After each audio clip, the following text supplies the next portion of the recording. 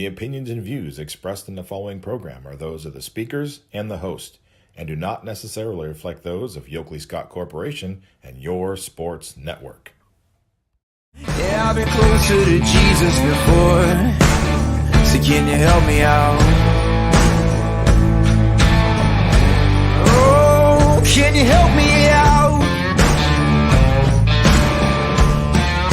Am I on my own? Am I on my own? But can you help me out? Am I on my own? Am I on my own? Or can you help me out? Can you help me out? I've been scared to look in my soul.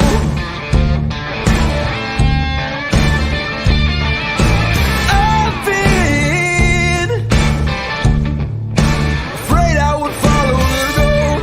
Yeah, afraid of the things I've been told. Hello, everybody. Welcome inside a wonderful Tuesday episode of Running Point on YSN Live. As always, we are going to be brought to you by our good friends over at Greenwood Chevrolet in Austintown. And like I always do, gonna pop them in the top right corner so you know where to go if you're in the market for a new or used vehicle. No one will treat you better than Greenwood Chevrolet. They go the extra mile for you. We try to do the same here on this show every single day for you. It's going to be a great week. We have a great week planned. The good news and bad news about today's show, I guess. We had a brand new interview prepared, scheduled for you for today. But life got in the way of our guest and they moved to interview tomorrow. So the bad news is we don't have a brand new interview for you today. We're still going to play one that wasn't up on the show yet. It's been on the website, but it hasn't been put up on the show yet. So we're still going to have an interview like we try to do every day and try to get a student athlete or a coach in the spotlight on every single show. So that's the good/bad news, however you look at it. But the really good news is tomorrow you're going to have two brand new interviews for you. And we'll talk about what that's going to be a little bit towards the end of the show when we tease tomorrow's show.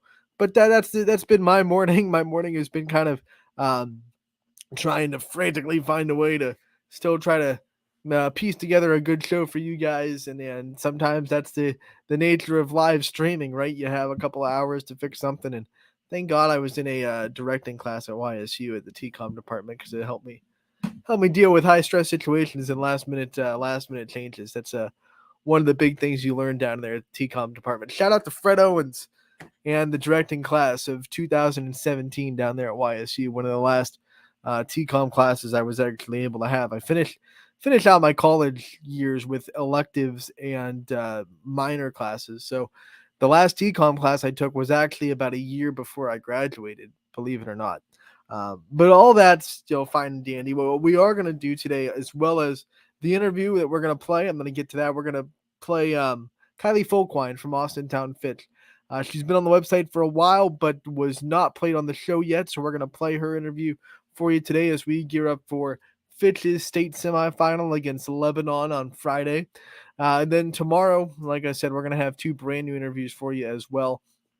Thursday, there's not going to be a show because I will be in Akron with DJ for the South Range and Canfield's state semifinals. Friday is up in the air. I'm trying to get some way to get down to Firestone Stadium. I'm still trying to find a way down there. If I'm able to go and do the broadcast with Ty, there won't be a show. But if obviously I'm not able to go to Firestone, maybe we'll have some kind of it'll be streaming at the time of the show. So maybe we'll have some kind of, watch party, or you know what? We might not even have a show because either way, it'll be streaming on our Facebook because it will be audio only and free. So I'm assuming that actually Friday, whether I'm actually physically in Firestone or not, we will not have a show to make room for that broadcast. So extend all I just said. We're not going to have a show Thursday or Friday. So tomorrow's going to be the last show of the week. And it's going to be a fun one with two brand new interviews for you on tomorrow's show. Let's go into what I had planned today. And one of the things that I wanted to do today was dive into some of these opponents.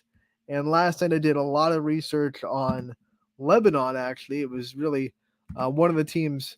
High school is a hodgepodge of can you find a lot of information or can you not on these teams. And I was able to do quite a bit of research on Lebanon, who is Austintown Fitch's opponent in the state semi. So I want to start with them. And before we go into what I found out about Lebanon, what I want to do is check out the tournament run that Lebanon went on to get to this point. I believe this is District 4. Is that what Lebanon was? Nope, that was Berea. I'm thinking regionals. Sorry about that. Lebanon was in the let's go in the regional tournament bracket. Lebanon was in this region 4. So now we go back, find region 4, and let's see if we can find their district. That's Milford, who is in Lebanon's conference, by the way, and split the season series with Lebanon. So I'm guessing if that's Southeast 3, then Lebanon in their same. Oh, I was wrong. Fairfield. So that means Lebanon has to be 1 or 2. Here we go. 50-50 shot. Welcome to live streaming. There's Lebanon right there. So here's their tournament run. They opened the tournament with a 24-0 win over the 17th seeded Carrollton. And then they got the 18-0 win over the 18 seed Stebbins. By the way, Lebanon was the 1 seed overall in their district. In the district semifinals, a little bit of a scare, 3-1. Lebanon got the win over the 5-seeded Beaver Creek team.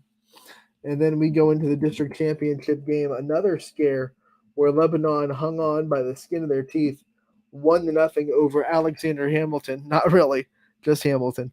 But Lebanon gets the win there, goes to the district championship, and they win the district championship. And then if we go to their region, back to the statewide regional tournament bracket, we'll see their coast in the regionals, where they could have been set up to play conference rival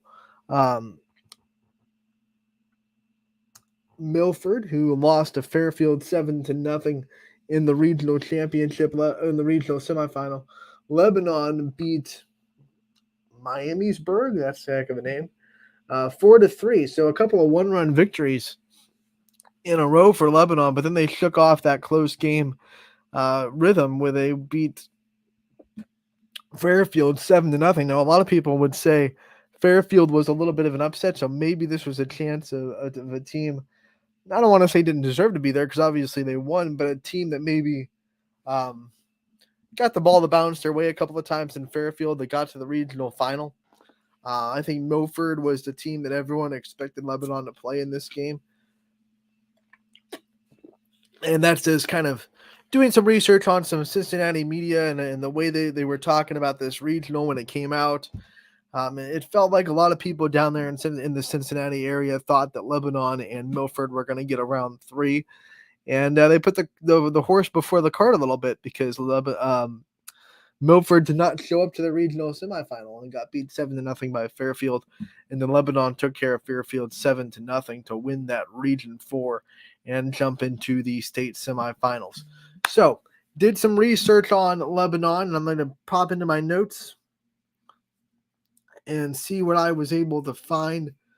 And the one name you're going to want to watch out for when you're talking about Lebanon is Aubrey Smith. Aubrey Smith is their senior leader, and she is kind of a do-everything player. She pitches when is their number 1 pitcher, actually. They split 2, but Aubrey Smith has the most innings.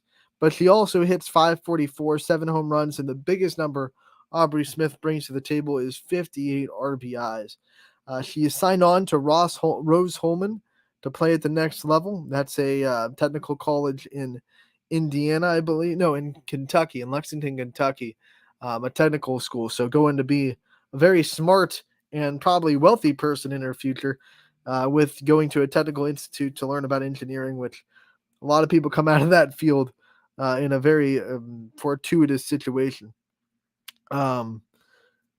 He also plays on a travel team that I had actually heard of, which is Doom Premier in Cincinnati.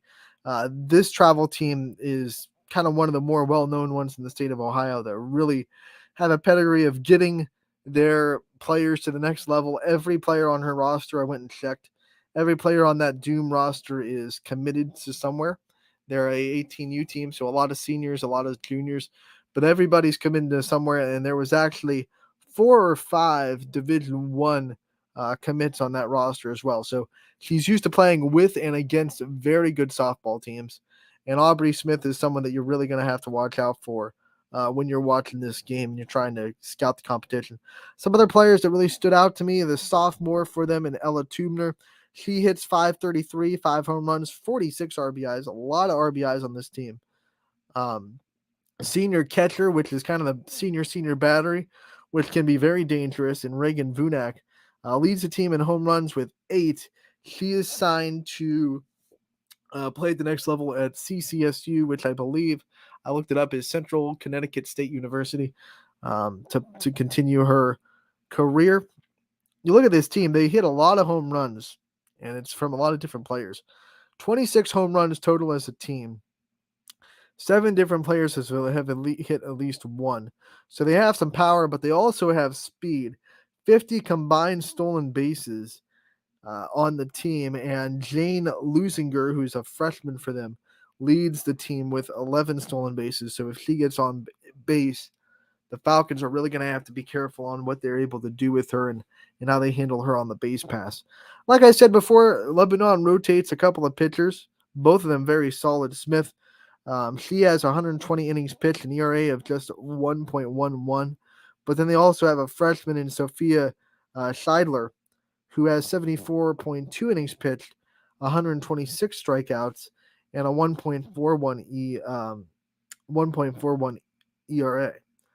Forgot to write down how many Ks Smith had, but it was pretty close to Sophia Scheidler's numbers, which tells me that Scheidler's a little bit more of a strikeout pitcher, because you see Smith and Scheidler both have this around the same strikeouts, around 126. But Smith obviously has about 46 more innings pitched in the circle. So maybe you could take that and think that Scheidler's maybe a little bit more of a strikeout pitcher. I was able to get a couple of film off of Game Changer of Aubrey Smith and Lebanon, and I'm not sitting here. I didn't have the time to sit there and watch film like crazy, but I just checked out a couple of at bats. Luckily, our good friends at Game Changer break down at bats real quick. So by themselves. So you can go into Game Changer, just click on at bats. So I just went and watched a couple of at bats that Aubrey Smith got, outs with, and looks like, from what I can tell, east to west is kind of her main go. She likes to work east to west. She will go up and down, of course, like all great pitchers will. She definitely can work every part of the strike zone, but I feel like her strength and her go-to pitches and like strikeout situations and in the times that she needs an out pitch, she's going to try to work out and in, whether it be setting you up with an inside pitch and then coming back outside to get you to chase, or vice versa. It seems like a little bit more towards outside to righties, inside to lefties, and then coming back in.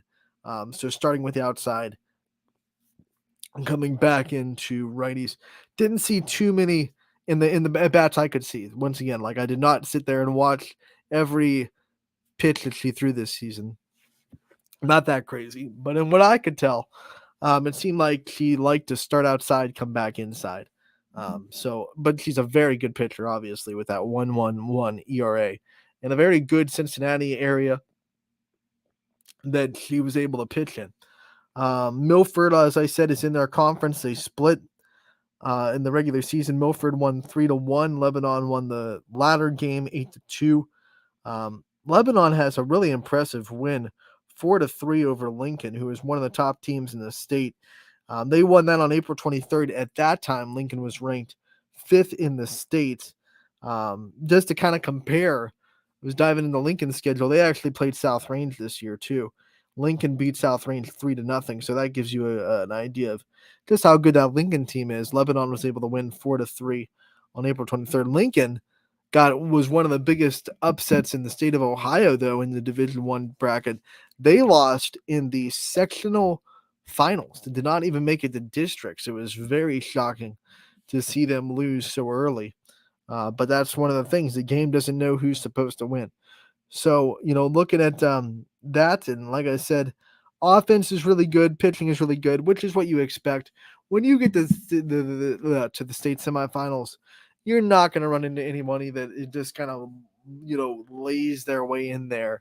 Everyone at this level is going to be very, very good and have a lot of good stats. The one that popped out the most to me was they had 3 players with over 40 RBIs, so that means they're getting a lot of production out of different players. And then the other thing that um, really jumped out to me was 7 home runs from different players. So they have multiple players in that lineup that you really do have to be careful of and can take a little mistake and run with it. Now, I do not know if they faced anyone with the velocity that Sidney Watts has. I would wager no, just because Sidney Watts is throwing harder than a lot of pitchers can. You get to college and, not every team in the college level has a pitcher that can throw 70. So when you know that it is very scarce to be able to throw in the high 60s. Sydney's not at 70 yet, but still very, very scarce, very rare, top percent to throw as hard as Sydney does. But um, we're going to see how Lebanon's offense kind of fares and how they adjust. They definitely did play good teams. They're not someone that kind of they definitely didn't benefit from a lazy schedule. That's for sure. That Cincinnati metro area, it can be very tough. They're in the East Cincinnati Conference, the ECC, and I found all those stats on their website too. So I really was pleasantly surprised that that conference had such an awesome site with standings and stats on every team and box scores of every conference game. It was really, really awesome and helpful to go in there and be able to pick apart these players and try to find out, what makes them so good. And like I said, the numbers that really stick out to me are the multiple RBIs from different players, and then the 26 total home runs, 7 by different players. But then, usually when you see teams have that much power, they sacrifice their speed, right? But Lebanon does not. 50 stolen bases on the year. So they're definitely going to be someone to contend with when you look at the fact that they can hit home runs, but they can also get on base and cause a lot of chaos on the base pass.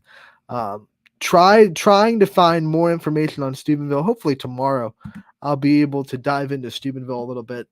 Like I said, high school softball, kind of hit and miss on what you can and can't find. I was lucky enough that Lebanon had a bunch of information that was easily accessible, and I was able to jump in and do a lot of research on them and try to find out what Fitch was up against.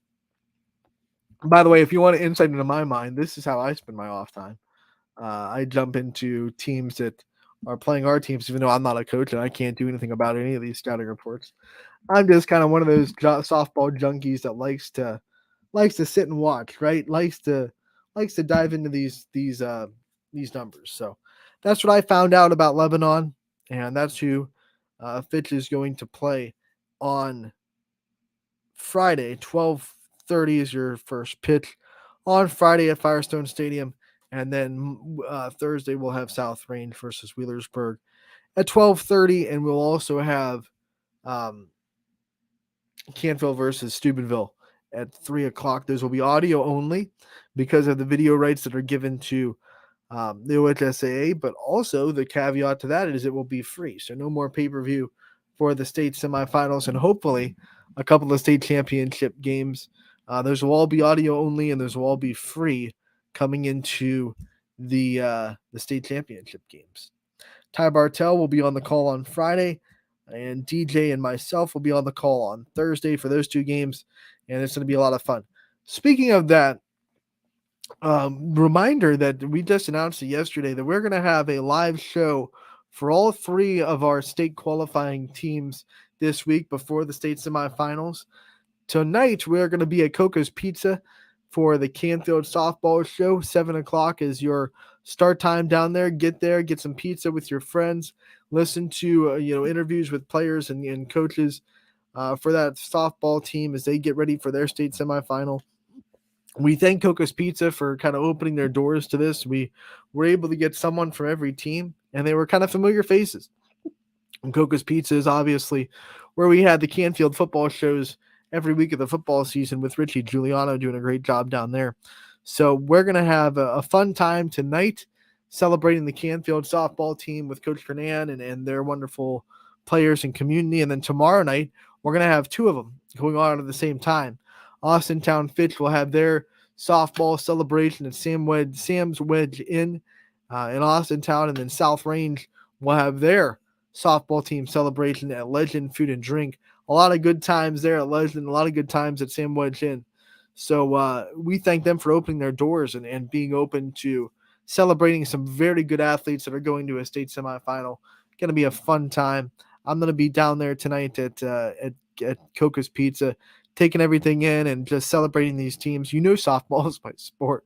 So I'm so happy that we have 3 teams in the state semis, and I can't wait to celebrate with them and hear about their journey and hear firsthand what this means to these programs. Especially can't wait to hear that from Fitch and Canfield, who both are making their first trip in quite some time. And then obviously South Range has been there in now 3 times since 2016. So it's going to be fun to hear from Jeff DeRose and that staff and those players about kind of what has been the biggest key in this sustained success, especially since 2016 when they went to the state semifinals, a state championship game in 16, and then back again in 21, and now back again here in 2023. And Jeff DeRose told me in the post-game interview, by the way, that he knows who they're playing, right? Wheelersburg, and he holds a grudge when it comes to coaching, and he knows that Wheelersburg is the team that beat them in the state championship in 2016. And my, oh my, Jeff DeRose is still looking for revenge. He wants that sweet victory. He wants that taste of beating a team that knocked him out of the tournament the year before. And he never forgets that. Like, he holds on to that, not in a bad way, but definitely when the team gets back in front of him, he considers that motivation to beat the team that beat him out of tournaments, even though none of those players are still there, obviously, from 2016. Coach is still there, though. Wheelersburg has a very legendary softball coach, but players have moved on. They had a shortstop, and now the name is escaping me. Wheelersburg had a shortstop that year that went on to play at LSU, lasted about a year at LSU, and then transferred. And I knew as soon as I saw a shortstop going to LSU, and I knew LSU had Amber Surratt for another couple of years, I was like, I don't know if you're going to go down there and take her spot. And what I thought was going to come to pass came to pass. She went down there for a year, couldn't really break into the spot, and then decided to leave LSU. But the name is escaping me, which is not fun. I'm going to take a break. You know what I'm going to do? I'm going to take a break, try to get my mind right, and get that name out of my head, because that's just how my brain works. When we come back, though, we have a pre-record interview with Kylie Folkwine from Austintown Fitch, an impressive freshman that has kind of set the world on fire in every sport. She one of the big players in their volleyball run, one of the big players on their basketball team. And we kept hearing, wait till softball, wait till softball, wait till softball. Well, we waited till softball, and it did not disappoint. She has been a tremendous player on that softball team as well. So we're going to play her interview when we get back from this break on Running Point, brought to you as always by Greenwood Chevrolet in Austintown.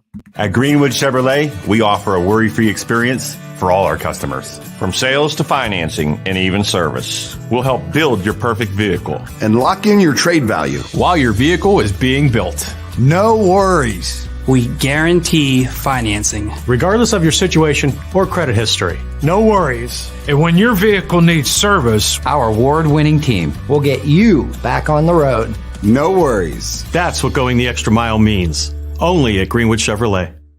Change. This one word can make you break out in a cold sweat. But with change comes wisdom, experience, and understanding. At Myers Family Insurance, we can help make changes in Medicare, insurance, and retirement a positive experience for you and your family. We've gone through changes. like our new office and new faces to help our family of clients too. For all your Medicare needs, call Myers Family Insurance. Check us out online at myersfamilyins.com or find us on Facebook. You're not waiting to see what the world has in store for you. It's more about what you have in store for the world. All you need is the opportunity.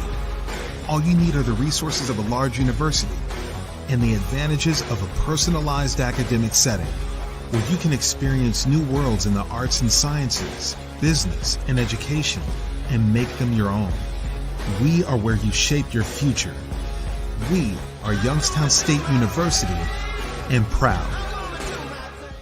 Hi, I'm Colin Chupa. And I'm Kelsey Clem from K-Squared Marketing. Our boutique marketing firm specializes in media planning and buying, public relations, event marketing strategies, and strategic sponsorships.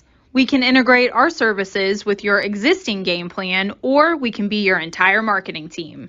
Your goals, our game plan. Let's win together.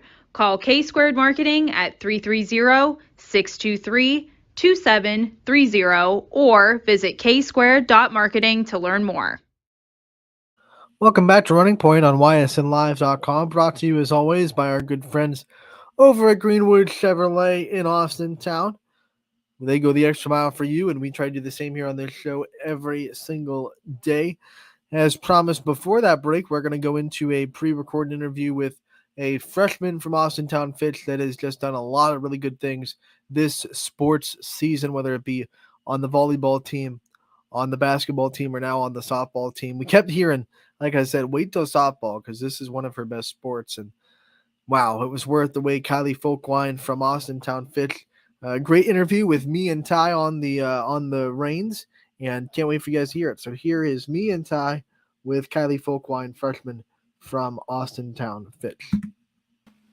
Ty Bartell, Anthony Hartwig, and I feel like we've got a theme here. Another freshman phenom on the Austin Town Fitch Falcons squad, and Kylie Folkwine batting out of the 5-hole and doing big things for Fitch. Kylie, how we doing today? I'm doing good. I mean, you're doing real good, too, on the softball field, taking over in center field, another spot that the Falcons needed you to take over defensively, and you're doing big things with the bat. Talk to me about just the adjustment of sliding into center field and the experience of doing that with this team this season. It was always it's a big change for me because obviously I'm not used to the outfield, but just like working on it in practice and like I had experience playing the outfield for my travel team because like I played everywhere. So I feel like I can fit the role of center field for my team this year because I just want to fit whatever they need and help out the team to go for our expectations of what we want to continue to keep doing. You know, we asked the other freshmen that we've talked to so far what it was like to step into the varsity level and make an impact. But for you, it's not the first time you've done it because you did it for volleyball, you did it for basketball. What's it been like so far this year to kind of be able to be such an impact on all the sports you play in your first year in the programs? I was never expecting this to happen to me. Like for me, like being in 8th grade last year and like the sports that I competed in and like the competition, I would never expect me to be at the level that I am now. And I feel like it's really all the coaching and like the girls have made me better to be the player that I am and the person that I am. And they helped me like push myself and like being surrounded by them. I felt like I had to be better and it made me just become better and feel like I was ready for the varsity level. You have an aura of confidence that radiates off of you too, and it's very impressive for a freshman. And I mean, I feel like that has to start with just the years you have played in all your sports too. Where did softball fit into this, and where did you find the time to start playing softball? What's your earliest memory with the sport? I think I started playing softball when I was 6 years old, and I remember that I would go from like softball tournaments to like dance competitions, and I would have to like balance out softball and dance when I was younger. But then when I was around like 11 years old, I decided to quit dance after 10 years and stick to softball and other sports. You know, all year we've been being told, wait till softball, right? Because you were so good in volleyball, they said, wait till softball. They were so good in basketball, wait till softball. What's it been like for you waiting until softball and finally getting that season underway and being able to maybe, I don't know, is it your favorite sport or get into the season that people keep saying that you're going to shine the brightest in? For softball, I feel like I can impress a lot of people and like do my best in, but this season hasn't exactly been the best like batting season for me. Like I know that I can do better, but I'm still doing really good, but I feel like I can do better. And Yeah, by the way, folks, a 463 batting average too is considered not good for folks. That's just the expectations that you have about yourself, and that's completely all right. 16 home runs and 4 home runs as well. And I talked about this batting in the 5-hole. You got a very important spot in that lineup too, right in the middle of it. But you got some pretty big bats and experienced bat in McKenna Hogan above you. You got Sammy Severn below you too. What's it like being in the middle of this order and just having this batting order being what it is too, so strong 1 through 9? This batting lineup is something that if I was a pitcher, I would be scared to pitch to. 1 through 9, we could all hit the ball. We're all capable of hitting home runs. We're all pretty fast. Like, we could do really anything through this lineup. And where I bat in the 5-hole, I feel like it's either like anything for me because I could bunt and move runners around. I could hit gap shots. I could hit home runs. I feel like I fit the 5-hole really perfectly for what my team needs me to do. And I can just make contact to the outfield and I can score runs because our 1 through 4, one of them are always getting on base for us to hit them through. And you talk about pitching, the pitchers that have to go up against this lineup, and pitchers in this conference are really good. It's the first time you've been able to see them. What's it been like to kind of step in and have immediate success against pitchers that you haven't seen before and having to make adjustments like that on the fly? I've played against some of these pitchers during travel because like we're all like remotely like close to each other. But like Champions pitcher, she was amazing. Like that was probably our best competition so far this season. And like stepping in, facing like harder competition, like it's been a struggle because the pitching like varies between like speed and like movement. So it's always like different to like try to like make contact with the ball, I would say. When you talk about just your sports experience, I mean, being at the varsity level in 3 previous sports, what is the biggest thing you've learned since the beginning of the school year to now, and the biggest thing you've learned since the beginning of the softball season to now for sport specific? During volleyball, I was more like worried about like what people would like think of me being like the new freshman on varsity. Nobody really knew who I was. But now for softball, I feel like I'm more like collected and calm and like I know my role in sports and like how I impacted sports. And I just feel like more like settled and like confident about myself playing softball. Obviously, playing 3 sports, you have to be extremely busy. I don't think you get a whole lot of free time. Yeah. What's it like balancing schoolwork, trying to have a little bit of a social life, and playing all the sports that you do? My social life is really not existent. Like every weekend, I have a sport and schoolwork's really difficult to get through, but I try. Schoolwork always comes first. I mean, like when I get home, I'll do my schoolwork and I'll go to practice for my game. It's kind of a lot to handle, but obviously I love sports, so I'm gonna keep doing everything I can to play the sports that I want to.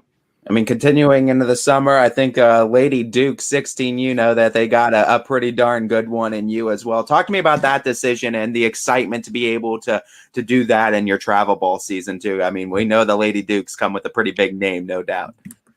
Playing for the Lady Dukes, I've always been playing on like local teams, but like I really like want to get like more dedicated to softball and like get my name out there in front of colleges. So this was a really big step for me. This is a really big step in my career. And it's really thanks to Sydney and her mom because they're the ones who mentioned my coach to me, and they got me to reach out to them. So it's kind of sad leaving like my hometown and like all like my close travel friends I've always played with, but they're excited for me. My teams are excited for me, and I'm excited to see what I can do on the Lady Dukes. And obviously, for those of you that don't know, if you're going to be traveling quite a bit with this new travel team. I mean, they play in these national tournaments that are big time. What's the excitement level for that and being able to take part in such a big monster of travel softball? Playing travel softball for them, I'm traveling to like Georgia, Massachusetts, California. I'm going to travel all over the country and see what the competition is besides Ohio. Like I only travel to like Ohio, Pittsburgh, and like Virginia for my local travel team. I mean, we still play pretty good teams, but like being able to travel outside of the state and like getting more competition, I feel like that's just like more of like an excitement and like getting ready to see what like my future holds of playing these better competitions and getting in front of coaches.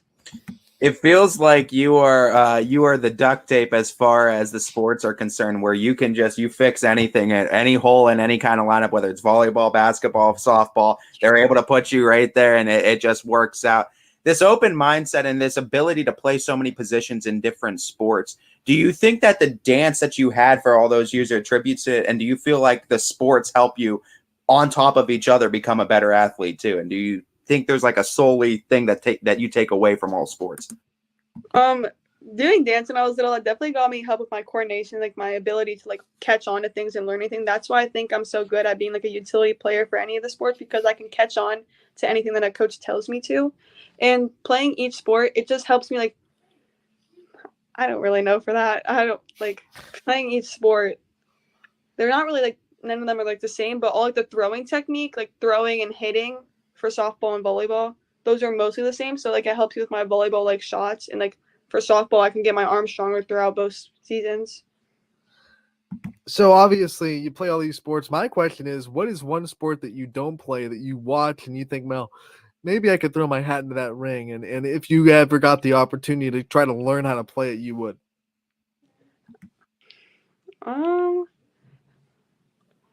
Well, I used to do gymnastics. I really like gymnastics. I wish I could still do that, but even though there's no like girl football, I think I could be pretty good at football. I would like to play football. Take them all down, absolutely. Watch out for Powder Puff in a couple Yeah. years. Here he comes. When you talk about the conditioning for all these sports, and like you said, that all these sports are different, you focus on different muscle groups, different things you work on too in the off season. There's not really an off season for you, so like, where does the conditioning? Do you try to fit conditioning in for all this too? And what's it like changing conditioning for sports, going from sport to sport? Well, for basketball, we would do like in the summer, we do like ladders up and down the bleachers. For volleyball, we would do like conditioning on Saturdays, like ladders and like push-ups. Softball, it's mostly the lifts, like lifting, because you need to be powerful and explosive for softball to hit the ball and just be like consistent. So I feel like the lifting and like the cardio comes through the practices, because like our practices are very like full of like motion, and like you don't need to do the extra work besides like lifting if you're already like going 100% at practice. All right, so you're almost done with your freshman year of school. So my question is a two-parter. And the first part is, what's been the best subject, like the one that you think you've been the best at? And then the second part is, which one do you think you've had to work the hardest at to get those good grades in? My best subject is English, and biology is my worst subject. I am not good at science, and that one I struggle in. I have a B, but like I think I'd struggle in it. I mean, if it's not an A for Kylie Fulton, Yeah. it's nothing. It's A's or nothing, and that's the same thing with on-field performance. Call her the geologist though on this pitch team too, because of a funny story with that. But she has some rock solid hits. We talk about though with this team and the success that you've had to this point, Kylie. But I know your mentality is always you want more, you want to better yourself, you always want to get better. So what are the things you're looking at from the season beginning to now that you've done that you want to improve on going into tournaments, going into your future softball career?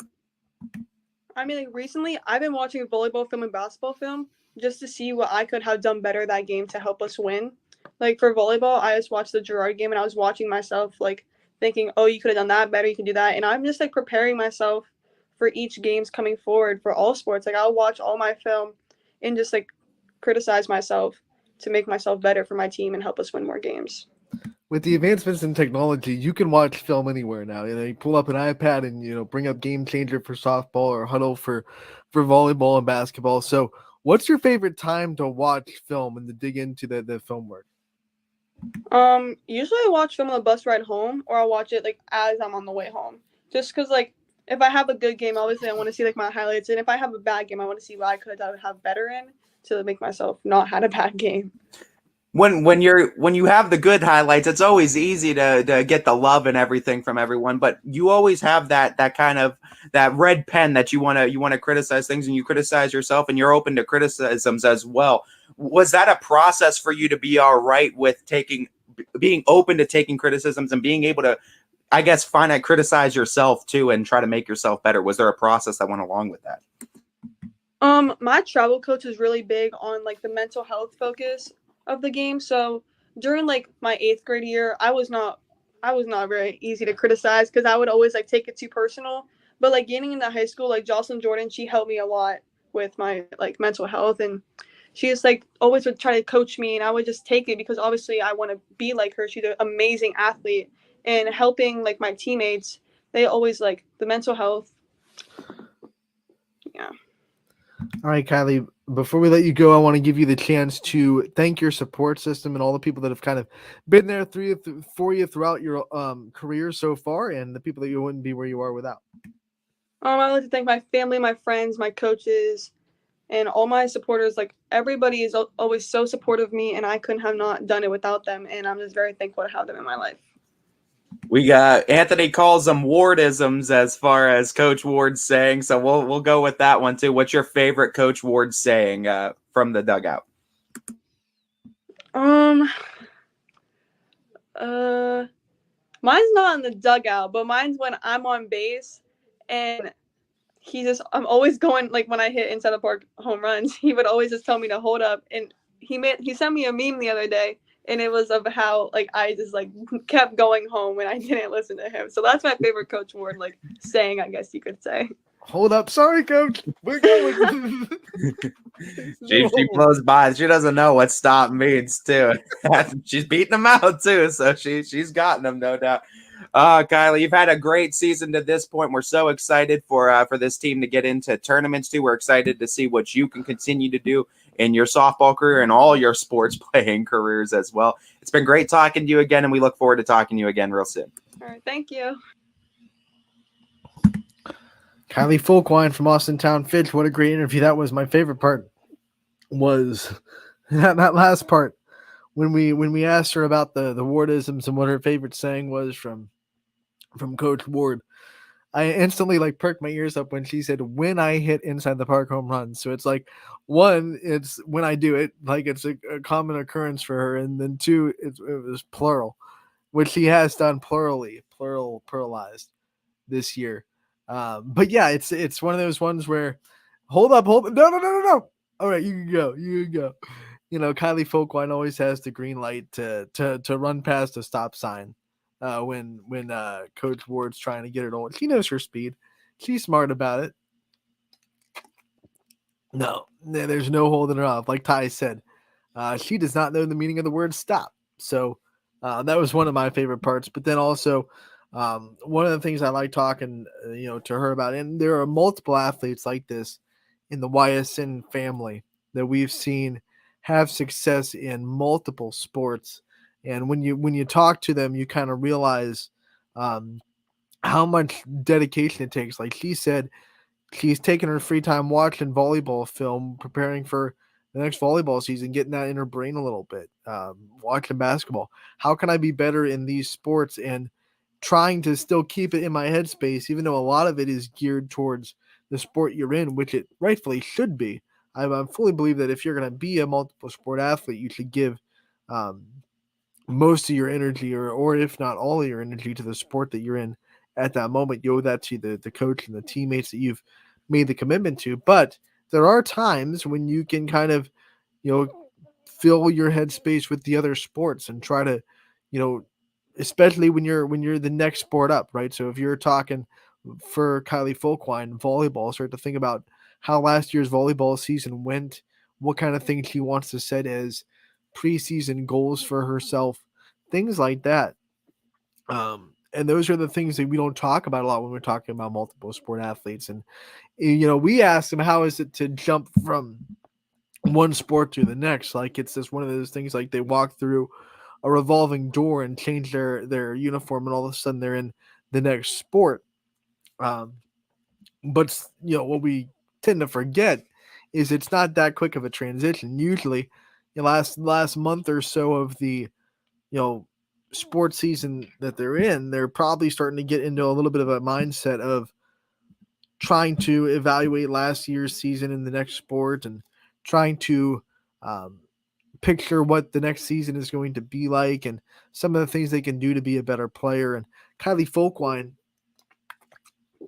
who I was extremely impressed with on the volleyball court as a freshman. That's one of the hard sports to jump from junior high to varsity because of the speed increase that it comes into, and the fact that your hitters are so much better on the varsity level than they are at the junior high level.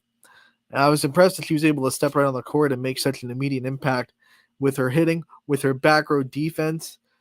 So obviously, one of the things that I was impressed about in that interview is just that she finds the time, sacrifices the time, I should say, to put volleyball and basketball still in her headspace. And like she said, not much of a social life. And the athletes that are truly special, the ones that go on and do really great things, sacrifice some of the normal things that quote unquote normal teenage students get to do.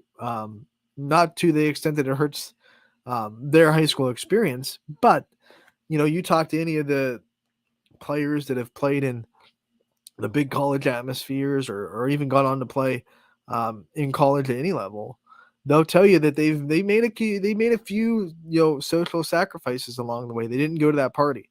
They didn't some of them missed prom. Like that's just one of the things that you talk to some softball players.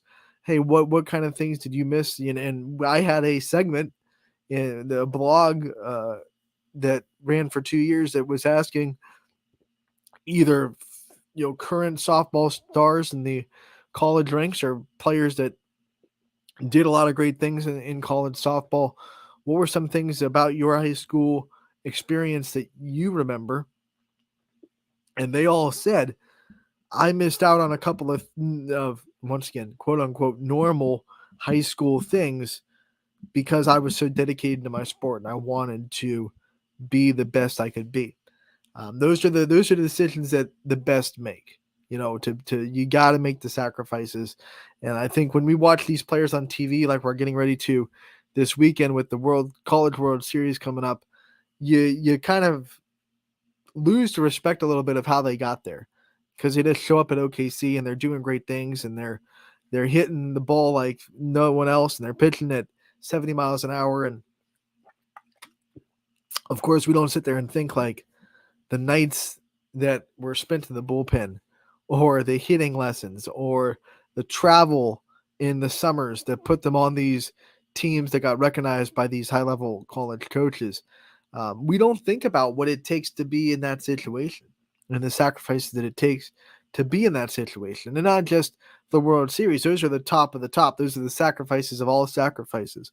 But just to be at the level where you're going to be picked by a college coach to say, come on my team, because in college, as you know, you are picked. You are hand selected by a coach that says, I've seen something in you that I think fits my program and I want you to come on with me. To be that kind of talent or that kind of player, that kind of athlete in whatever sport you're talking about, sacrifices have to be made. And I liked hearing Kylie Folkwine kind of out herself that like she doesn't really have too much of a social life outside of sports, because she has made the decision that that's what she wants her focus to be. And some people make that decision and it's right for them. Some people, honestly, if we're being transparent, are pushed into that decision and it's not really what they want. And I have seen a lot of talented athletes that have it there that don't necessarily have that passion for it, which is totally okay. What you're passionate about, but they're still driven into that hole by people in their circle that tell them that they have to be that awesome athlete. And then that ends up, unfortunately, I've seen that end, you go to college for a year for a sport and you don't last and you end up transferring somewhere and you don't really get the greatest college experience because you put your eggs in an athlete's basket and then, you're trying to find what else you want to do. And I've seen a lot of things go wrong with people that are making that choice without having the passion to make that choice. So one, find out if you're passionate enough to make those sacrifices. And two, once you find that out and you decide that you are, be okay with making those sacrifices to make yourself better. But the TED Talk, I guess, for portion of this episode, don't let other people make that decision for you, because if you let other people in your circle tell you what you're supposed to be passionate about, what you're supposed to be driving yourself towards, then you're going to find yourself driving towards something that you don't really, want to put in that much time for. And eventually that's going to catch up to you. Maybe not in high school. You could probably coast by with the talent and the semi passion for the game in high school and be a really good high school basketball or softball or volleyball or football or baseball. Insert sport there. At the high school level, you could probably get away with it. Like we see a lot of really talented kids that are just kind of having fun, not really thinking about playing at the big next level or anything like that. It's not their ultimate goal, passion, but they're still really good on the field or on the court, and that's okay, right? We've interviewed players that said, hey, I had the opportunity to play in college. It just wasn't for me. I don't want to push myself to play in college. I don't want to play these sports in college. High school is enough for me. And that is okay to make that decision.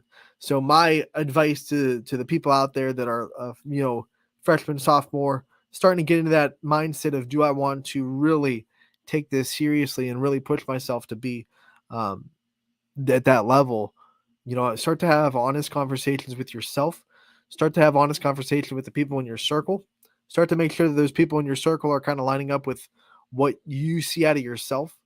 I think it's very important to have a circle of people that will be honest with you and not be the yes people, and tell you everything that you want to hear, because I see a lot of kids fall into that trap too, where they have a circle of people that just do nothing but gas them up and nothing but tell them how great they are and how much this is going to work out. And they go into this whole journey of being an athlete at the next level, like bright-eyed and puffy-tailed, and then all of a sudden they realize once you get past high school, like, and you want to play at the next level, it turns into a job, a full-time job. Like, coaches are putting their livelihood, because in college you're basically judged on wins or losses at the college level. Your job is based on how much you do for that program, wins and losses wise. It's not as much in high school. We're starting to see a little bit of that, but there's not as much pressure in high school for wins and losses as there is in college. Like, you can have 3 bad seasons, especially in the high revenue sports, and you could be on the hot seat, and then all of a sudden, you're gone. So coaches are putting their livelihood on you coming and doing your job. And especially now that we see like the NIL deals, it's really becoming a job in the sense that you're going to make money out of it if you put in the time and you do your job. So if you're going to do all that and you're not passionate about it, like, man, you're going to crash. You're going to crash hard. So I like to see that Kylie Folkwine has that passion. She's already seemed like she is driving towards that decision. Going on a travel team that's going to put her in really good situations. It's a lot of sacrifice though, right? Her summer is not going to be spent at the pool relaxing. It's going to be spent going to Georgia, going to, I couldn't remember exactly all the places that she said their travel team goes, but it's a national travel team. So I imagine the big tournament down in Atlanta. I know Sydney Watts, for example, goes to the Sparkler tournament in Colorado. There's a big one in California. There's a couple of big ones in California, actually. When you make that decision that that's going to be the travel ball team that you want to go play on, you're making that sacrifice. You're saying my summer is going to be fun. I'm not going to say it's not fun, because you get to travel with people and you get to play the sport you love, but it's not the same vacation that you see some high schoolers take, where they're just kind of, having fun with their friends. They're poolside. They're taking a couple of vacations to maybe the beach somewhere. You'll probably get a shirt yourself that says my vacation is softball. I have had vacations that have been softball. So more power to you. But that's my TED Talk to kind of end this show. Wanting to kind of, find a way to wrap this up. I don't want to over talk my way out of this show. What we're going to do before we get out of here, though, is preview tomorrow's show like I promised I would. I kind of teased it. I gave you a little bit of a tease at the beginning, and I hope that you stayed to the end, because that's the goal, right? You want to stay to the end to hear what we're going to have tomorrow for the last show of the week. We're going to have Kara Spencer, one of the seniors from the Canfield softball team. She's going to be a brand new interview that's going to be recorded tomorrow afternoon. So we're going to have her played on the show. And then a very special interview with a member of the 2016 state runner-up team out of South Range, Kerrigan Yannick, who pitched for South Range in the circle in that state championship run.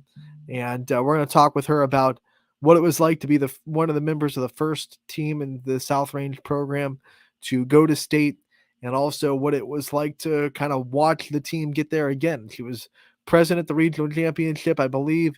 Definitely present at the district and in the regional games. She coaches Julie Stakowitz as a pitching coach. Very close with that family. They play on the travel team that's coached by Kerrigan's sister, Maddie, who is also a South Range alum. So we're just going to talk to her about kind of the South Range legacy and what it was like to take that program from a team that was winning districts, getting into regionals, to a team that won a regional, got in the state, and then got into a state championship game. And now that legacy is being carried on. So like we kind of talked to a Fitch Falcon of the past about the ways that their program is getting back to the way that it was back in the early 90s. I wanted to bring someone from South Range's past on to talk about her perspective on the legacy of South Range and how special it was to be on the first state team, and really just the second team in South Range's school history to go to a state championship game. That year was a very special year for South Range. They had the boys soccer team go to the state championship game in the fall. That was the first team sport to go to a state championship game. And then they had the softball team go in the spring. So things are kind of really lining up well for the South Range athletics stream. I've talked about it before, but you think about what it's been like since 2015, really. You've had a couple of football appearances in a state tournament, a couple of soccer appearances in a state tournament, a baseball state championship, now a football state championship, a wrestling state championship, a couple of softball appearances in the state tournament. And all that happened in 2015. And at that point, before that point, I think South Range had maybe, I can only think of the football team that went there in 2005. The number of teams that have made it to, they even made it to a state tournament in South Range's program athletics history, I think was pretty dang low. And now all of a sudden here they are in a lot of sports getting there ever since that turn of the halfway decade mark and into the decade that we're in now. So going to be really fun tomorrow to hear from another Canfield senior about this journey and about what it's like to take her senior season and go to state. And then also a member of the 2016 South Range softball team that went to state for the first time in program history, in Kerrigan Yannick. Both those interviews will be played on tomorrow's show on 1 to 2, and that'll drive us through the week because on Thursday and Friday, a reminder, no show for those 2 days as I will be in Akron on Thursday. And then on Friday, we're going to just make room for that broadcast that Ty Bartel will be doing at Firestone Stadium at 12:30 as well. So that'll do it for me today. Thank you so much for tuning in, and we'll see you tomorrow